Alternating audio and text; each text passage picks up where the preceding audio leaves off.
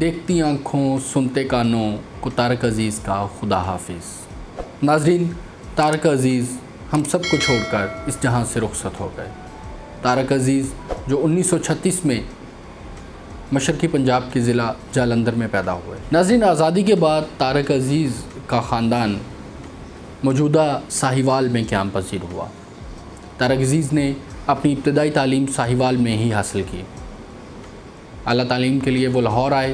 ناظرین، طارق عزیز صاحب کو بظاہر کوئی بیماری نہیں تھی۔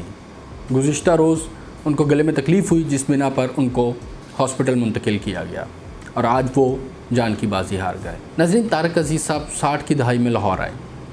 انہوں نے یہاں اپنی تعلیم جاری رکھی اور ساتھ ہی ساتھ وہ ریڈیو پاکستان لاہور سے منسلک ہو گئے۔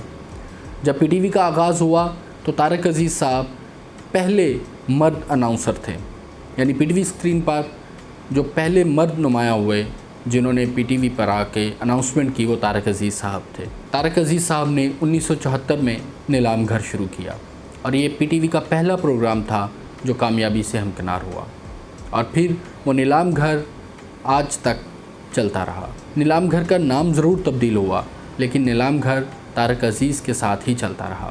طارق عزیز صاحب نے فلموں میں بھی کام کیا۔ 1967 میں انہوں نے پہلی فلم انسانیت کی، جس میں ان کے ساتھ وحید مراد اور زیبا جی نے کام کیا۔ اس کے بعد انہوں نے کامیاب فلم ہار گیا انسان کی۔ اسی طرح ان کی ایک اور کامیاب فلم سالگرہ رہی، جس کو 2 نگار ایوارڈ سے نوازا گیا تھا۔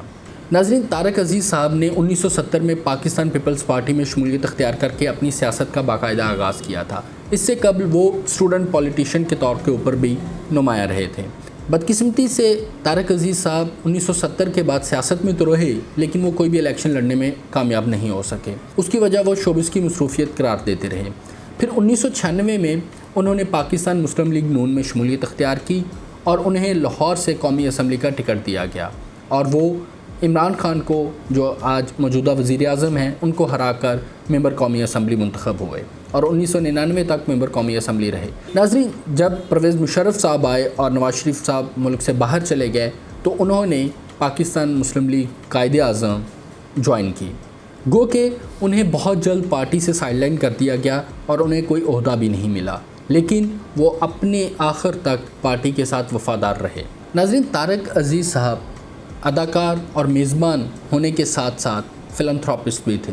انہوں نے انسانی فلاح کے لیے بہت سے منصوبے شروع کر رکھے تھے، حتیٰ کہ انہوں نے 2018 میں اعلان کیا تھا کہ مرنے کے بعد ان کی تمام جائیداد پاکستان کے نام کر دی جائے، یعنی سرکار کے نام کر دی جائے۔ ناظرین، 1992 میں ان کی خدمات کی وجہ سے انہیں حکومت پاکستان کی طرف سے پرائڈ آف پرفارمنس بھی دیا گیا تھا۔ ناظرین، طارق عزیز صاحب کی رخصتی کے بعد ایک حقیقی معلوماتی، اصلاحی اور تفریحی پروگرام کا بھی اختتام ہو گیا، گو کہ اس طرز پر کئی پروگرام آج پرائیویٹ چینلز کے اوپر چل رہے ہیں، لیکن ان میں نہ تو وہ معلومات ہیں، نہ وہ اصلاح ہے اور نہ ہی وہ تفریح ہے۔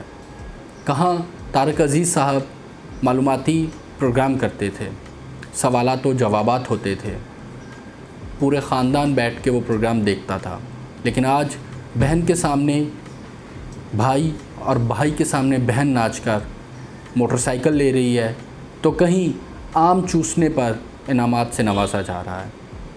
ناظرین، نیلام گھر اب دوبارہ نہیں ہوگا اور نہ ہی کوئی طارق عزیز دوبارہ پیدا ہوگا۔